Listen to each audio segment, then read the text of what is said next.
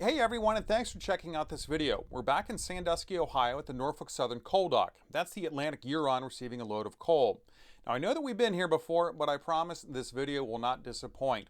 I was in northern Ohio recording another video and saw that the ship would be here. So my plan was to hopefully catch a little of the loading process and then watch as it sailed off to its next destination. I checked out the arrival and departure times for ships around the same size at this dock. Most were in the 9 to 10 hour range. Now this ship arrived around 10:15 in the morning, so by my math, 7:15 that evening would be 9 hours and close to when it would be departing. That would give me about an hour of daylight from when it would likely depart, but like most things, this didn't go to plan. After getting in the air and my drone got close enough, I couldn't figure out if these cars are carrying coke or coal, so I'm just going to call it coal throughout the video. Forgive me if I'm wrong. Hopefully someone in the comments can say for sure. We can also see a rail car riding the original Sandusky roller coaster in the background. I started recording around 6:45 in the evening, so unfortunately the sun is on the wrong side of the dock and we won't have it for much longer.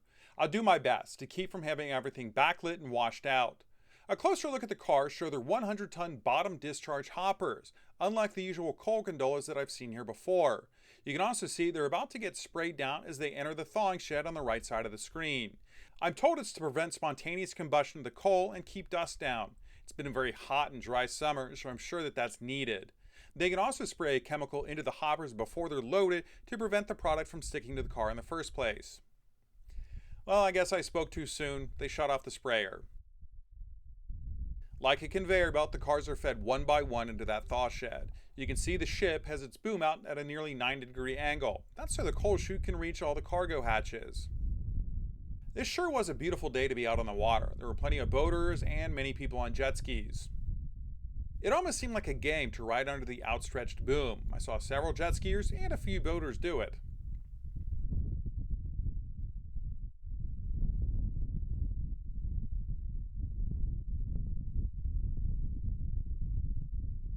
Here we see the ship moored to the dock. You can see a giant makeshift set of stairs to allow the crew access to the land. Speaking of workers, I spotted a few making their way down the lift hill for the coal cars. I'm not sure if it's a shift change or what, but everything came to a stop. Speaking of, does anyone know anything about the crew schedules for the dock? Ships can be hours late and mechanical things can go wrong as well. I can't imagine that they have the crew just sit around and wait. Thanks for any information you can share.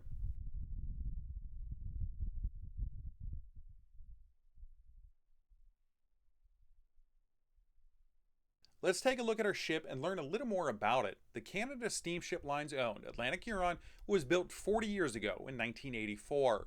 It was originally named the Prairie Harvest, but 5 years later it was converted to a self-unloading vessel and renamed the Atlantic Huron.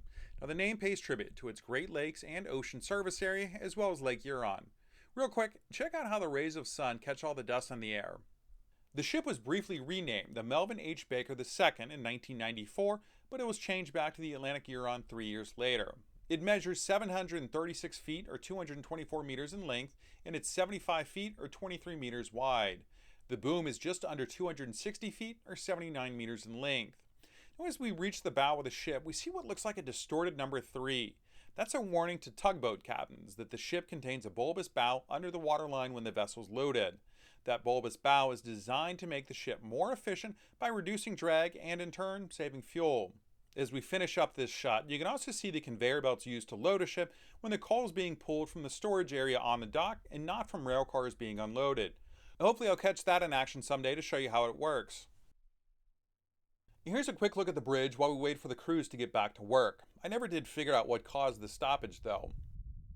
As we focus on the loading chute, I spot a ship crew member taking a look around. I wish I had caught the chute operator getting into that control area. That's gotta be tough to do.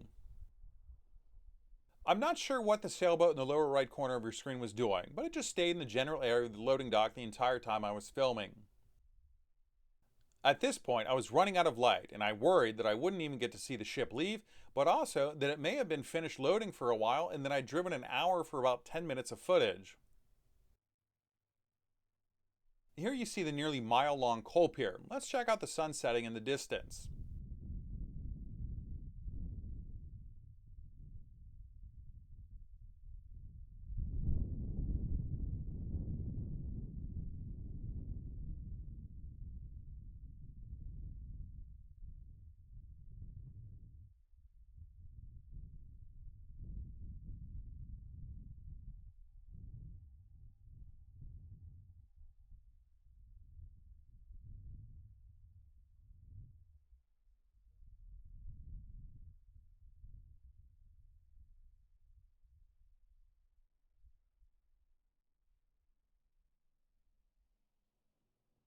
I've got several full batteries, so I figured I might as well use them, right? Here we see the cargo holds. The ship has two self-unloading conveyor belts that run the entire length of the vessel. The gates are hydraulically open and closed. I would have thought the cargo area would be smooth steel, not the overlapping sheets of metal that we're seeing.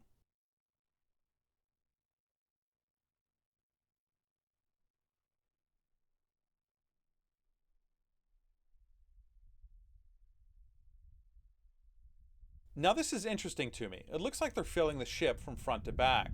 I know they do stress testing on these vessels, but that sure seems like a lot of load to put on the front of the vessel. I guess it's not a 1,000-footer though, but that still seems like a lot of weight unevenly spread out. If anyone can explain more about the loading procedures, I'd sure love to hear about them.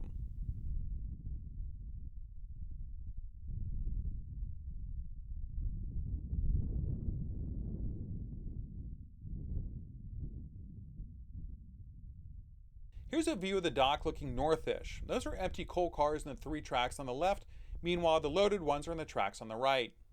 The empties area looks pretty full. I wonder if they're waiting for that NS locomotive to pull a cut or two to the Sandusky yard south of here, clear up some room. A closer look at the locomotive and we can see the difference between a gondola and a hopper car. You can see the gondolas have a smooth, rounded belly that cannot be bottom discharged. Meanwhile, the hopper cars we saw earlier, well, they have three doors to drop their cargo out the bottom if that's how a facility's set up. Here we see the coal piles stored on the dock. I'm not sure how often they pull from these. This looks about the same size as they were when I was here in December. The three times I've been here though, there's been a coal train unloading to fill the ships each time. Here's a flyby of the yard and the hoppers.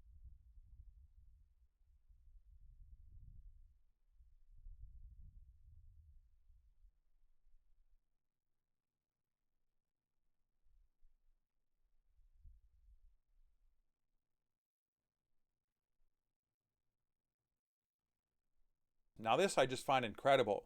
That little orange trackmobile is pulling 23 loaded hoppers. I can't get over how much tractive force that little guy has.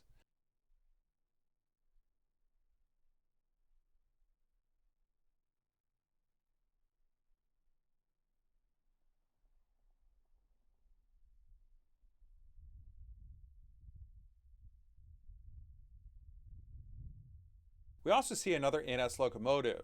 I wonder if they bring these cuts of cars over one at a time or if they bring an entire 100-plus car coal train into the yard and then split it here.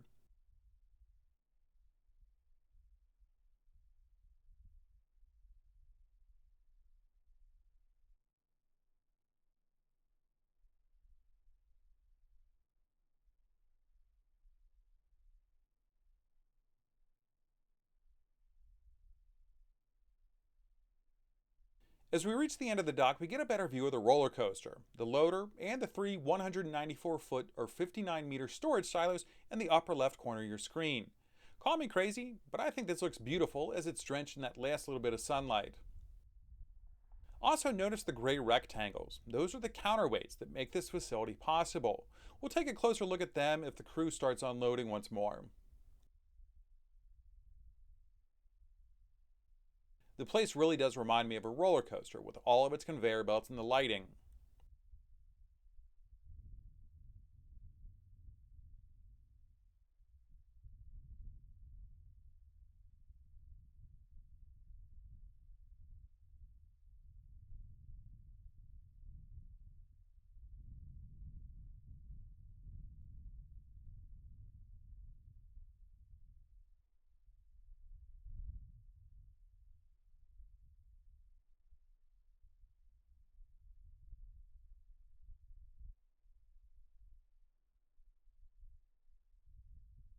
I think I see good news. It looks like the controller is back in the loading chute operation area. He must have got in while we were flying around. He spots my drone pretty quickly. I'm surprised how easily these crews are able to spot the drone. I'm probably flying about 200 feet away from him in fading light.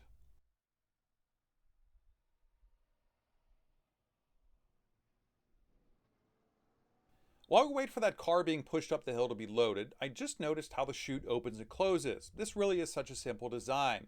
There are four gears, two on the top and two on the bottom. They're connected to those doors of the chute, and as they rotate, they pull or push the chute closed. That's how it's able to hold back coal while it's adjusting its position. I was curious as to how cables could do that. For being nearly 90 years old, the designers of this were far ahead of their time. As the car reaches the loader, we see it smash the car that was already there out of the way. You can also see the shuttle or bandwagon that pushes the cars up the hill. We'll see a bit more of that in a little bit. The car is lifted into the air and the bandwagon goes down the hill to do it all over again.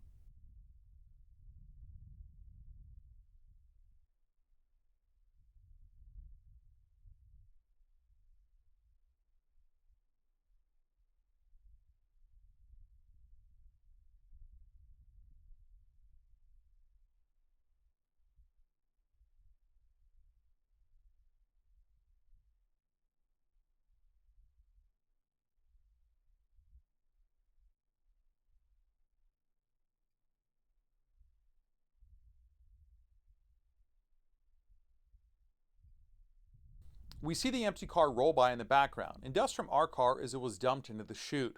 The operator gives a quick check to make sure that the chute is lined up where it needs to be. He keeps it mostly closed, and the coal seems to just fall out. Notice how maneuverable it is, though. Not bad for being designed and built in the 1930s.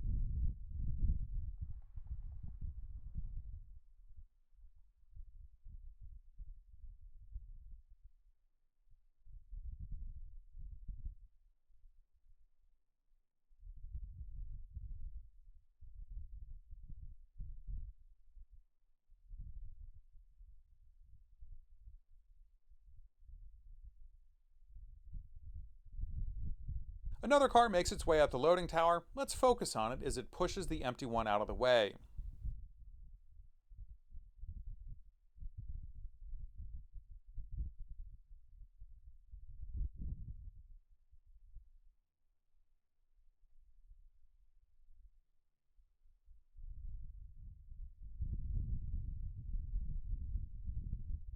As it begins to raise, you can see steel clamps grab hold of the hopper. The water sprayer kicks on to minimize the dust and the fire risk. We can also spot a worker spraying the area too.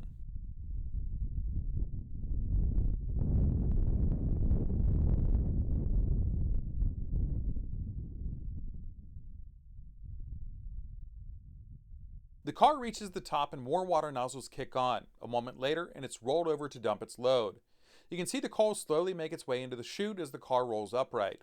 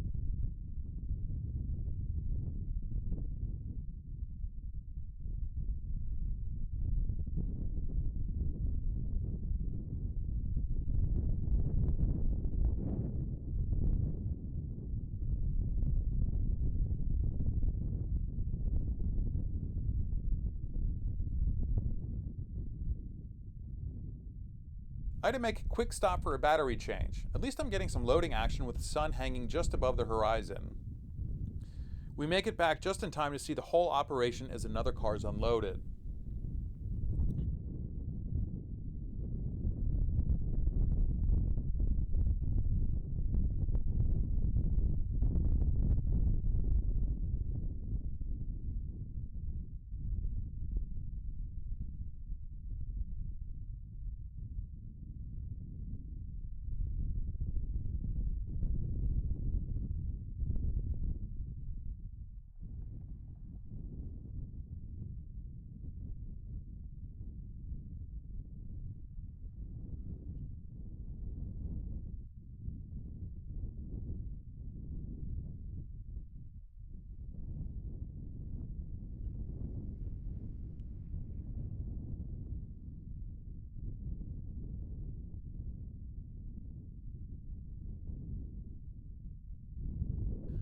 With the sun behind the coal unloader, I thought it was worth checking out the back of the structure. We see an empty being pushed out and a loaded hopper roll into position.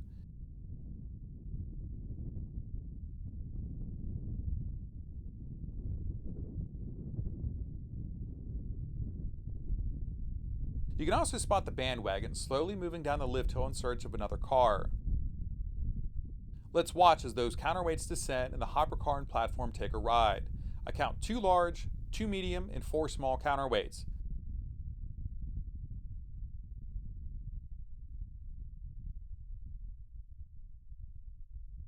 There comes the empty as it heads to the yard. Looks like those 2 medium-sized counterweights are mainly responsible for rolling the car over at the top of the unloader.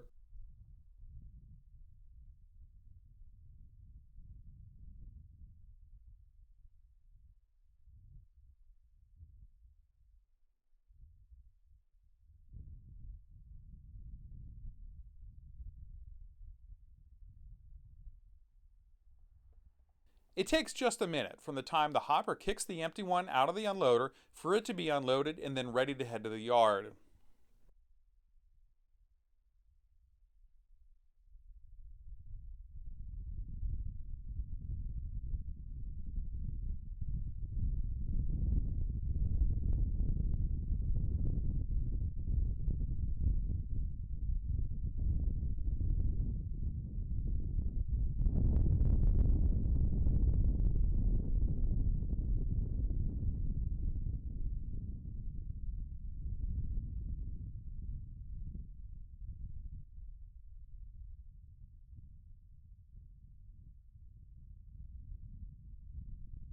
Here we see a wider view of the operation with the city of Sandusky in the background. As the loaded hopper begins to rise, the empty heads for the return track. It rides the incline where gravity takes hold and brings it back down where it's automatically switched to the track closest to us before heading to the empty yard. The water begins to spray the loaded hopper. Let's switch spots for a different view. That's one of the storage silos to the left. That conveyor belt at the top of the screen brings stored coal from the dock into the towers. We'll watch as another car makes a run on the return track.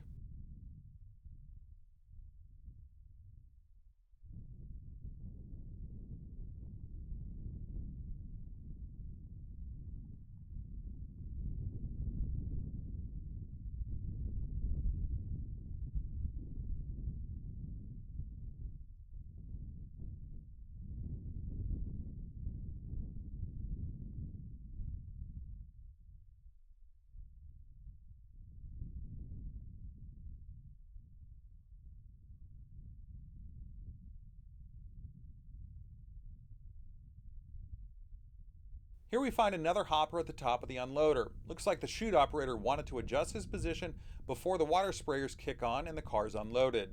I'm guessing the operator is the one who controls when a car is rolled to be unloaded so it doesn't go where it shouldn't or cause any other issues. You can just barely see it, but the previous car's load is just now going through. Once it's mostly gone, that's when our car starts to roll.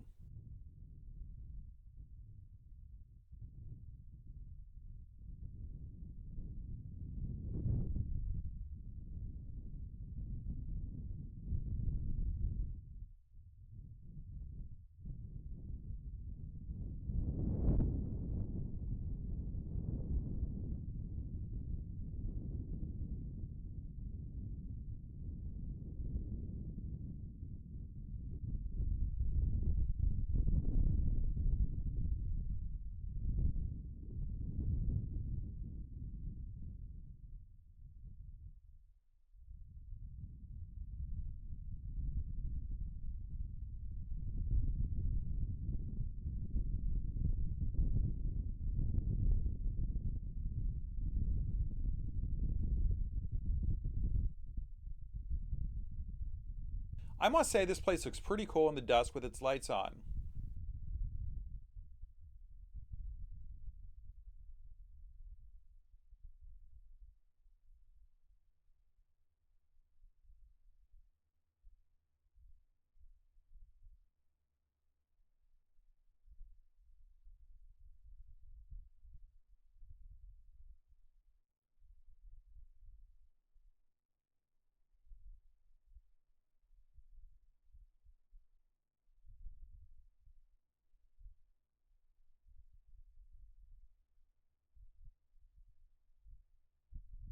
As we do a lap around the facility, the sun is set, which means we only have a bit more time with the remaining light of the day.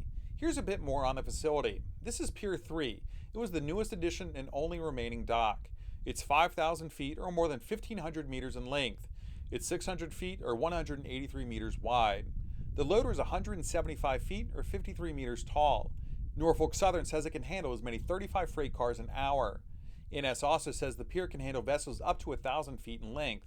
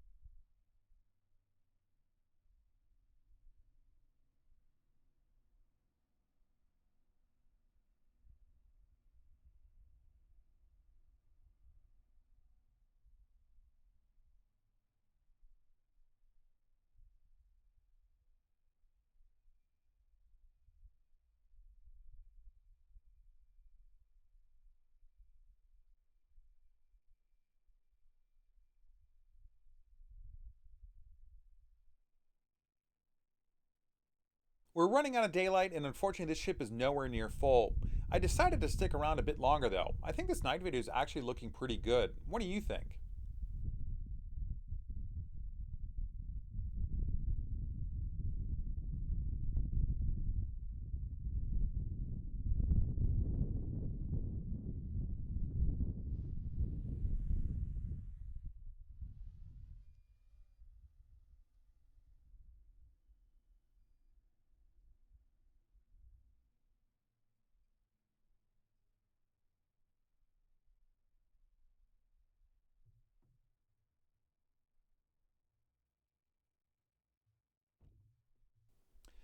For the most part, we'll just watch more of the process as the light fades and night takes over.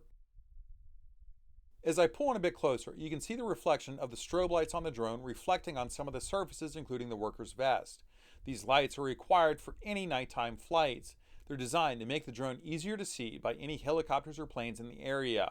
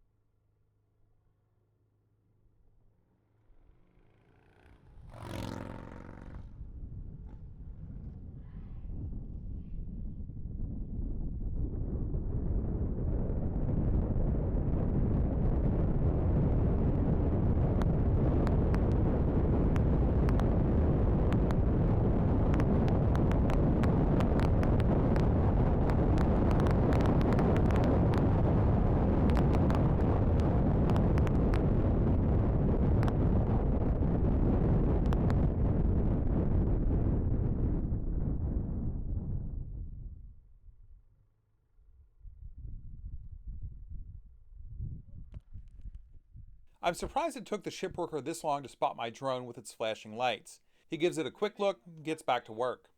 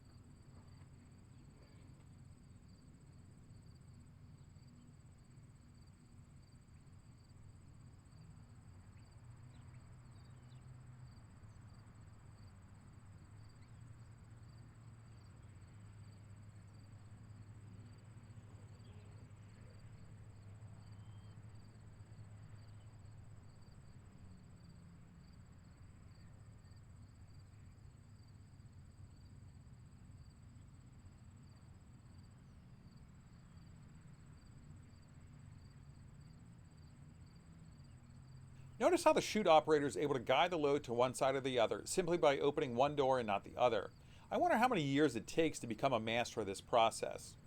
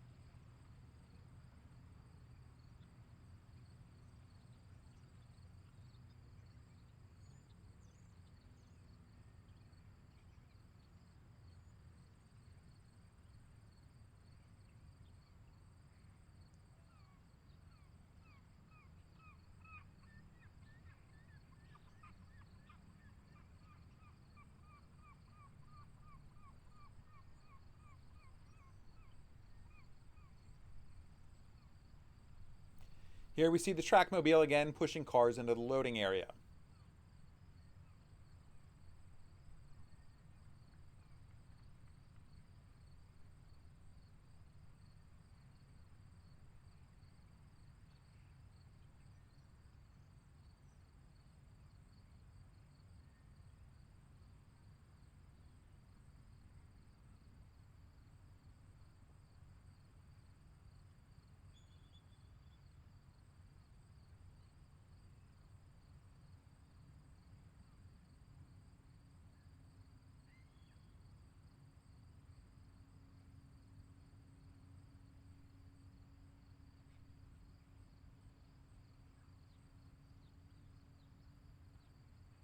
Let's take a closer look at that area. The cars are slowly rolled forward and uncoupled. The Atlas electric car pusher takes the car into position for the bandwagon to take over. Click here to learn a little bit more about the pusher. We can also see the bandwagon make its way down and under as it prepares to haul another car into the unloader.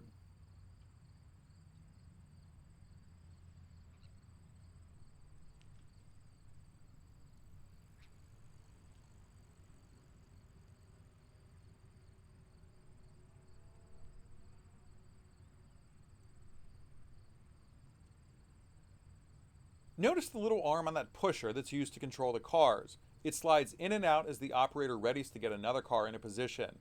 I believe those two rails in between the tracks are the power rails for the pusher. I think the yellow rope and red light serve as a warning not to get too close due to the potential hazard.